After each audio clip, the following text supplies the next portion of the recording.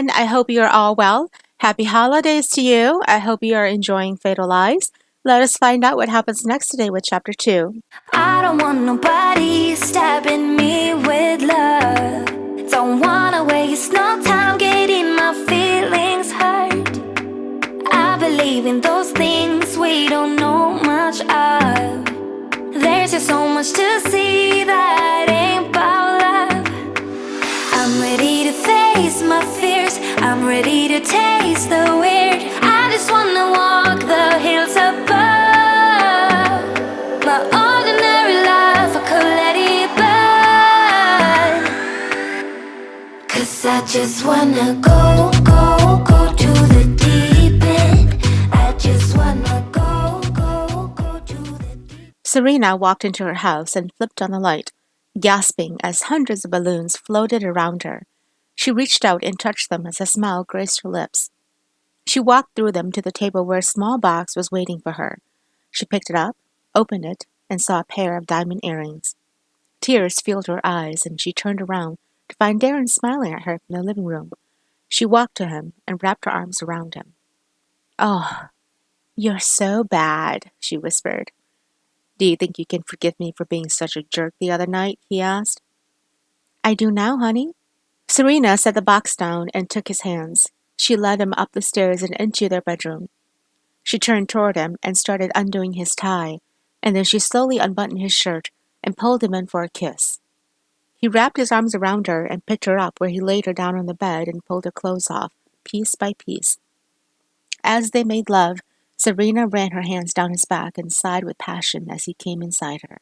A moment later, they were lying in bed side by side as the moon peeked through their bedroom curtain. Serena curled her fingers around the hair on Darren's chest. She sighed and snuggled in closer as he kissed the top of her hair. "I love you, Serena. I do," he whispered. "And I love you too," she replied back in the same tone. Darren ran a hand through her hair. "I was wondering if we could postpone the wedding." Serena pushed herself up on her elbows and stared at him. "What are you talking about?" He reached out to touch her cheeks. "Your sister's funeral is going to be tomorrow. I just thought having a funeral and a wedding in the same week would be too much for you. I want to be married to you, Serena, I do, but I don't want to put you out of your strength. I'm just looking out for your well-being." "What about the invitations we've sent? All the people we have invited, what about them? The church, the whole thing would be messed up." He smiled. "I already took the liberty of taking care of that. The wedding won't take place for another month. That would give you enough time to rest and get back on your feet." Serena thought for a moment about what he said, and then she got out of bed. She slipped on a robe lying over a chair and turned around to face him. "When were you going to tell me that you did that?" He sat up in bed. "Honey, I was just trying to make things easier for us." "You mean for you? That's not fair," he shouted. Serena threw up her hands. "Why? You did this without telling me. Did you think I was just going to let it be? Didn't you stop to think about what I felt? This is my wedding, and you're just screwing it up for your own benefit." Darren wrapped the blanket around him and stood up. "That's not true. I love you, Serena. I just wanted the best for you. I'm sorry that you don't understand my intentions." "Is that why you gave me the present tonight? Is that why we made love? So it would soften the blow of this news?" she asked. Darren shook his head. "If you want to think of it that way, go ahead. I love you, and I just wanted to make things better for everyone. Having a funeral and a wedding together isn't my idea of a happily ever after." Serena shook her head as tears dripped down her face. "You weren't supposed to do anything to screw this up, Darren. I wanted this to be perfect." She walked to the closet and started pulling on her clothes.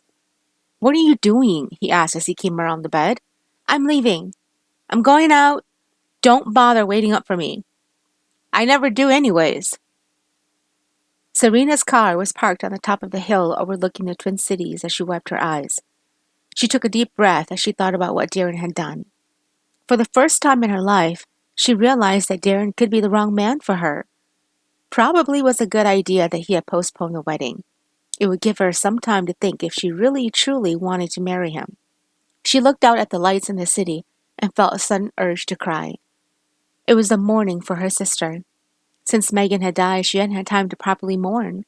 She hung her head down low and let the tears wash over her. True, her and Megan never did get along, but they were sisters nonetheless. They shared the same parents, grew up in the same household, and used to braid each other's hair. Somewhere along the way, she grew up while Megan grew apart. Oh, Megan, she cried, I'm so sorry. I shut my eyes, trying not to speak, pretend that I'm dreaming. I smell your breath, not listening, but I still hear you screaming. Going under, one step away till you hear what I'm saying. Sounds like thunder, and the clouds are closing in. You see, I know this, but Sloan entered the church and felt the eyes of the many grievers turn to glare at him. He removed his dark sunglasses and saw Serena sitting at the front of the row, all dressed in black. Darren was sitting next to her, but their bodies were pretty far apart. He walked to where she was sitting and touched her shoulders. She looked up with the dark veil covering her face, but he could see the fresh tears brewing in her eyes. Hi, he whispered. She managed to smile at him. Hi, Detective. I'm glad you could come. I wanted to. He glanced at Darren, who was staring at him. Hello, Darren. He passed him a fake smile. Detective? Sloan returned his gaze to Serena. I know that this isn't the time or the place to talk about this, but I made a break in Megan's case. Serena looked up at him. You did? Yes, I did. I'll call you later and we can discuss this. Your wedding is tomorrow, isn't it? Serena glanced behind her at Darren, and then she stood up. She took his hand and led him away. Sloan caught a glimpse of the closed casket and a picture of Megan. He then caught sight of Darren staring at him angrily as Serena directed him away from the crowd. My wedding has been postponed, she said once they were out of hearing distance. Sloan was shocked to hear this news. Was it for your recovery? Shaking her head, she replied, Darren did all the postponing. I thought I could be able to continue with this. He actually did it without telling me about it first, but everything has been pushed back a month. Sloan shot Darren a quick look. Is that a smart thing to do? She shrugged, and he could see her deep pain.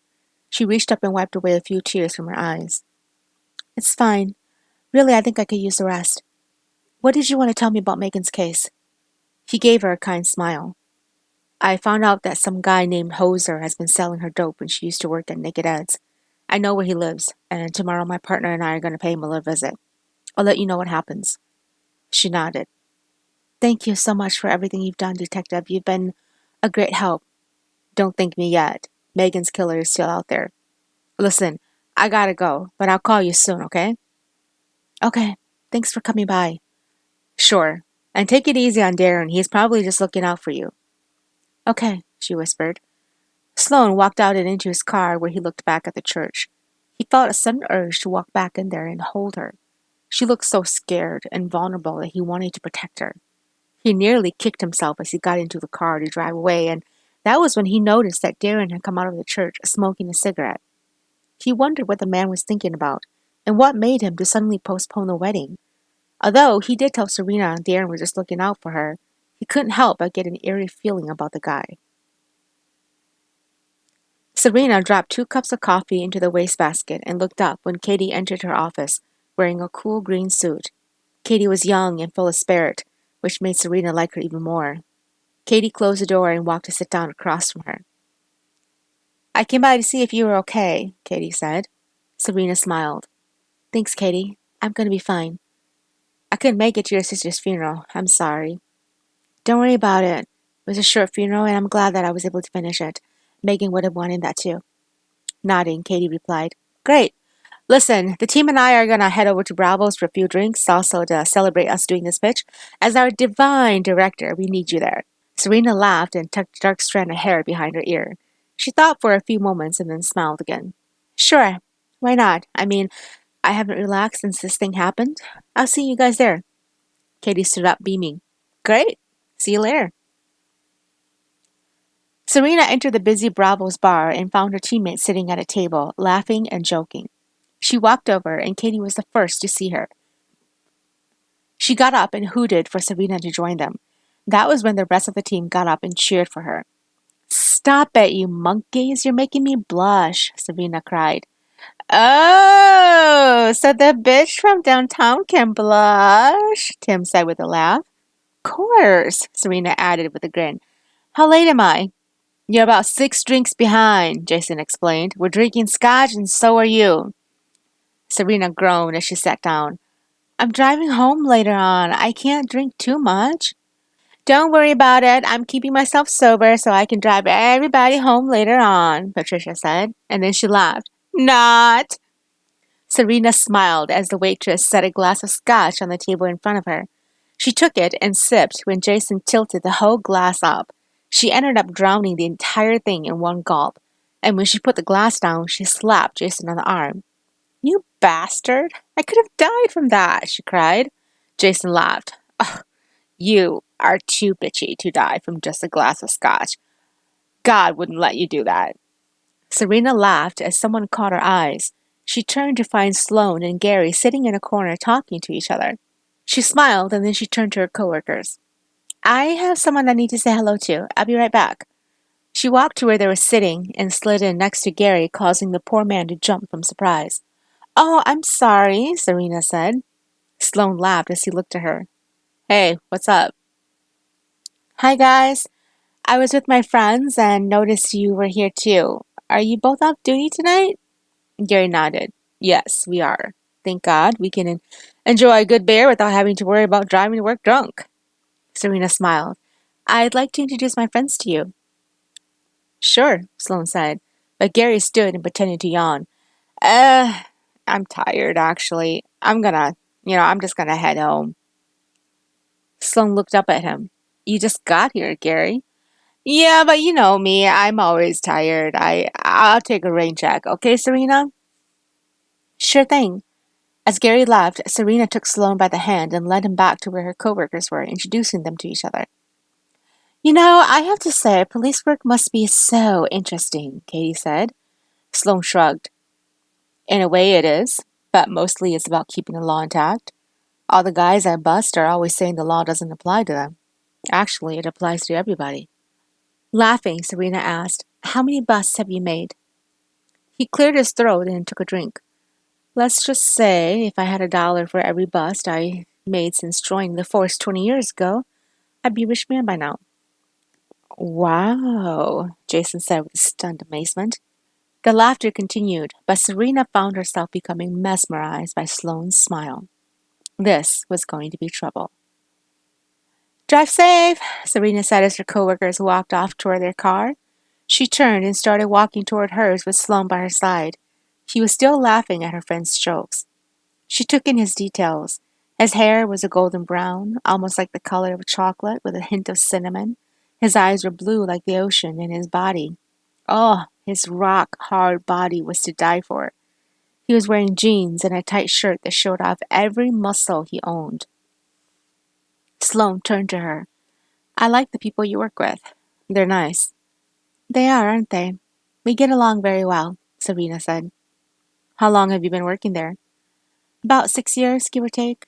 I like it a lot. It pays very well, and I'm very happy. That's great. Have you gone to visit that guy yet? You know, the one you said you were going to go see? He shook his head. No, tomorrow I'll go. Be careful when you go. Smiling, Sloane replied, Don't worry about it, Miss Fuller. I'll be safe. You make sure you stay the same. Serena entered her house and found Darren sitting at the dining table, pretending to read a book. For all the years she'd known Darren, he would never be caught dead with a book, especially a book about self-help. She dropped her keys into the bowl, walked to the living room, and sat down. The silence in the house was loud, almost like a scream to her. The windows seemed to vibrate from the silence between them. She glanced up at him, and he was staring at her. What is it? Serena asked. Darren smiled and dropped the book on the table. Where were you? I called you several times, but got your voicemail only. Mind telling me where you were tonight? Serena shrugged her shoulders. My team took me out to celebrate. I needed it. And you never thought to call me and let me know. Why do you need to know? He stood up and crossed to where she sat. Did it ever occur to you that I'm your soon to be husband? And when you just disappear like that for hours, it scares the living daylights out of me? Serena stood and walked to him. I don't know, Darren. Would you? I mean, you are the one who likes to do things behind my back. But crying out loud, Serena, if this is about me pushing the wedding date back, it's just stupid. I was only trying to make things easier for the both of us. No, you were only trying to make things easier for you, Darren. You never even asked me how I felt about moving the date back. What if I wanted to keep it the same? Did you even think about that? I don't care anymore. Whatever I do, it's always wrong. I'm done trying to be reasonable, okay? I just want this to get out of your system, so when you're ready to talk, you can come and get me. Serena shrugged and walked toward the stairs. Whatever, Darren. Did you at least have fun? He asked as she just about walked up the stairs. I did. Sloan was there, and we were able to talk more about Megan. Darren walked to meet her at the bottom of the stairs. Sloan? Is that how you call him now? Serena shot him an unpleasant look. Shut up, Darren. You're in enough shit already with me. If you start again, you'll be sleeping on the couch. Sloan got out of his car as Gary opened his door. They were parked in front of a house with blue shutters. The sign on the fence read, Beware, Dog. Sloan walked to the front gates and pushed it open. It squealed like a broken record. He walked up the stairs, knocked twice, and heard the sound of a dog barking. He turned to glance at Gary, who looked ready to run. The door opened, and an old African-American woman with white hair came out to look at them. She had on a floor print apron with a blue dress. She kept the door screen between them as she stared at them. Yes? She asked in a soft voice. Sloan removed his badge, as did Gary. Hello, ma'am. I'm Detective Sloan Ray, and this is my partner, Detective Gary Mack. She looked concerned as she nodded slowly. What is it you want? Gary put his badge back. We need to talk to Hoser. Is he around? The woman laughed as she opened the screen door. Hoser ain't here, gentlemen. Where is he? Sloan asked. Why do you want to know? We're investigating a case and it points to Hoser. Is he your son? The woman nodded. Yes, he is. I'm not proud to say that, but he is. Where is he? We need to speak to him. She took a deep breath. He's serving 6 years for armed robbery up in St. Cloud. He's been up there for about 2 years now. Goddamn kids don't learn shit these days. Sloan sighed and thanked her as they turned back around toward their car. Once they got in, and he started the engine, he turned around to look at Gary. Where do we go from here? Gary smiled. Let's go pay Hoser a visit in St. Cloud. I'm sure he's just dying to get out of there. Sloan and Gary waited patiently as a guard brought Hoser into the lobby. He was wearing an orange jumpsuit with his hands cuffed before him. He was darker than his mother and had his hair in dreadlocks. He was tall with a thin scar above his right eyebrow. Shit. What the fuck do you assholes want? Hoser asked as he sat down. Sloan nodded for the guard to leave. That's not a way to greet an old friend. You ain't my friend. Gary laughed. Right now, we're not your friends. In about 6 seconds, we'll be your best friends. Hoser turned to look at Gary. What the fuck do you want? Gary leaned forward and pushed a picture of Megan toward him. You know her? Hoser looked at the picture long and hard, and then he looked up at them. Yeah, sure, I know her. She was a stripper over at Naked Ed's. Look, we know that you did more than just pay for a little lap dance. We got eyewitnesses that say you doped her up more than once, Sloan said. Hoser turned toward Sloan and sneered. Fucking liars. I ain't ever sold that bitch any dope. If you here to fuck up my chance of getting parole, you might as well take your fucking white asses back to the dark hole you crawled out of. Shit. Hoser, come on, Gary said with a light laugh. You know how we work. All you gotta do is answer a few questions, and we drop the drug charges. I need my lawyer, Hoser said. Your lawyer doesn't give a shit about you, Hoser. He's just sucking up the money your poor mother has. She needs the money more than some rich, scheming lawyer.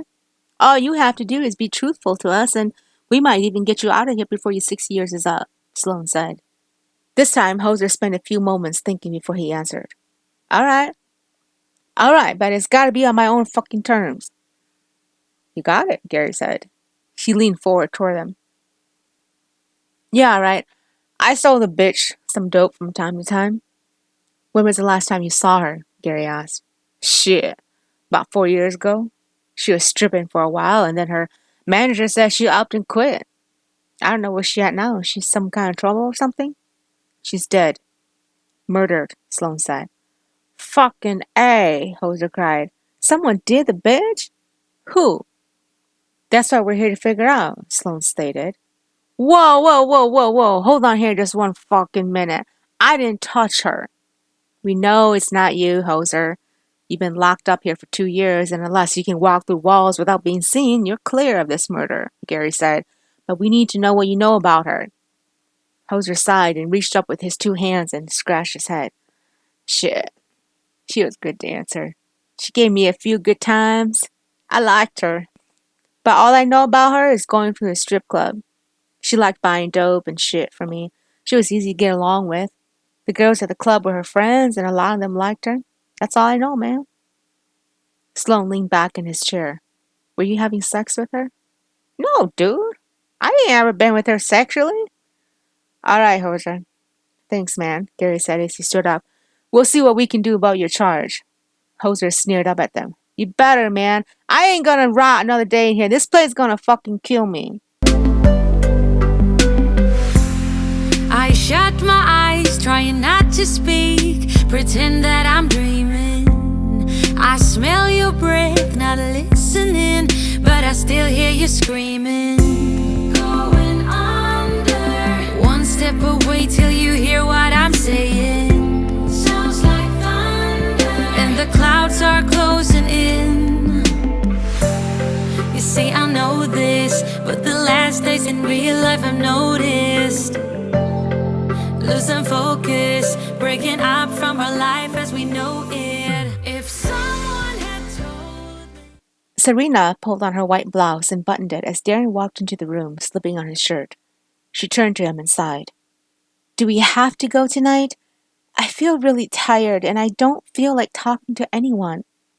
Darren tucked his shirt into his pants and looked up at her. Honey, you know how important this evening is to me. I work hard at this firm, and every year we always celebrate our wins. I need you there with me. Serena scoffed. The minute we get there, you'll leave to talk to someone, and I'll be alone in a room full of strangers. I'll be so bored, and I'll stick out like a sore thumb. Darren didn't hear a single word she said as he buttoned up his pants. Okay, let's get going. We're late. The party was held at the Hilton near the Minneapolis airport. The ballroom was huge with tables decorated with white linen cloth and a candle placed in the center. To the right was a bar where people were already heading toward. The left held some snacks and fruits. Serena looked around at the unfamiliar faces of the strangers who Darren worked with. She felt tight and closed up as Darren smiled at all of them. He was smiling and touching their shoulders as they passed through them. Darren! Someone cried. He turned and smiled, and then left her side. Serena knew this would happen. She would be left alone to fend for herself in this awful mess. She smoothed down the front of her blouse and walked to the bar where she ordered a glass of wine. Serena? She turned around and found Sloan standing before her dressed in a black suit. She smiled as the bartender handed her the glass of white wine. Oh, Sloan, you look very nice. You don't look like a detective tonight. He laughed. Thank you. It's the only time of the year that I get to dress up. You look pretty yourself. She liked how those words rolled off his lips. Thank you. What are you doing here? He smiled as he joined her. My buddy Frank works here, and his date canceled on him tonight, and he called me, and I decided to fill in. Oh, so you're the ER buddy that people always talk about, huh? He frowned and asked, ER buddy? Yeah, the ER buddy is someone who fills in when a date is canceled. She laughed. I suppose I am. You know someone here? Darren works with the firm. Oh, where is he? She shook her head and shrugged. I don't have a clue. He always does this. Every year, as soon as we arrive, he goes off and talks to his friends, and I'm left alone for about 2 hours. That's too bad. Well, I'm here this year, and I won't let you out of my sight. Serena laughed as she thought about his statement. Was he flirting? It felt like he was flirting. She nodded slowly as he took her by the arm and led her out to the hallway. It's too loud in there. Uh, what do you think? Why don't we go somewhere quiet where we can talk? Sure. There's a terrace out there. Great. They walked out in silence to the terrace, and once out there, Serena breathed in the fresh air and realized how crowded that room did feel. Out here, she felt relieved and alive as the wind blew through her. The sound of passing cars and honks were heard below them. She took another sip of her wine as Sloane took a drink from his martini. I went to visit that man, Sloane started. He's in prison for armed robbery.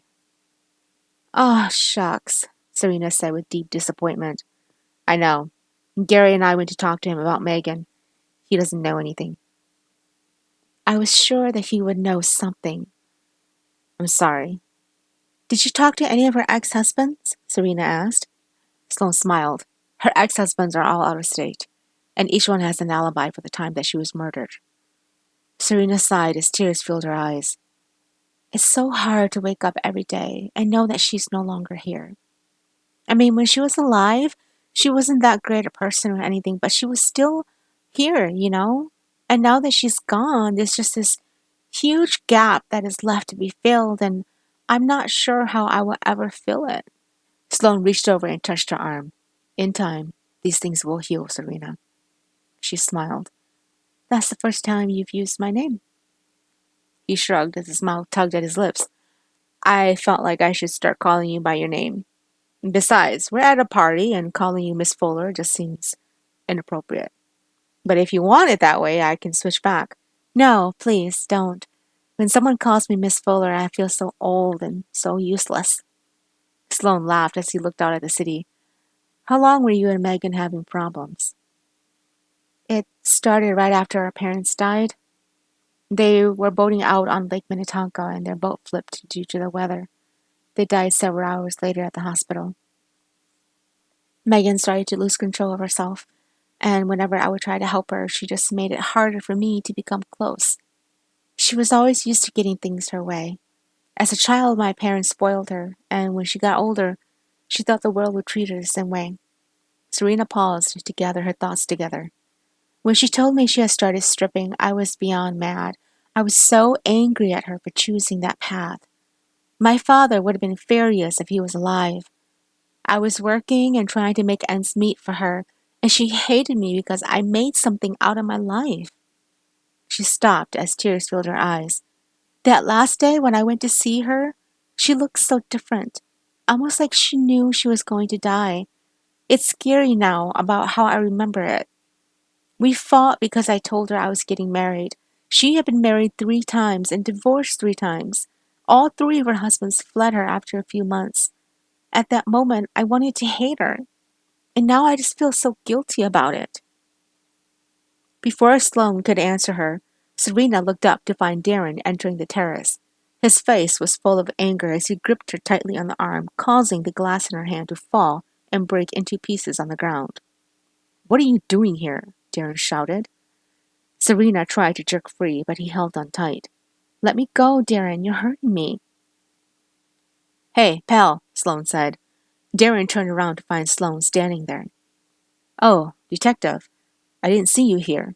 He immediately released Serena's hand. What are you doing here? I have a friend who works here, Sloane replied. Serena rubbed her hand and sighed deeply. You disappeared, and I met Sloane. It was really loud, so we came out here to talk. You should have told me, Serena. I was worried. How could I have told you when I couldn't even find you? Serena snapped.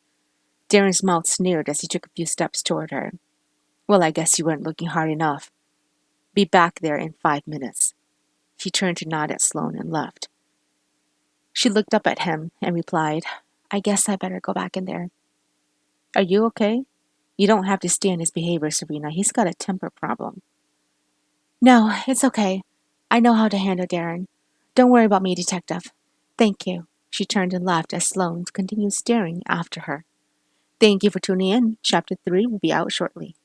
I don't want nobody stabbing me with love. Don't wanna waste no time getting my feelings hurt. I believe in those things we don't know much of. just so much to see that ain't about love. I'm ready to face my fears, I'm ready to taste the weird. I just wanna walk the hills above.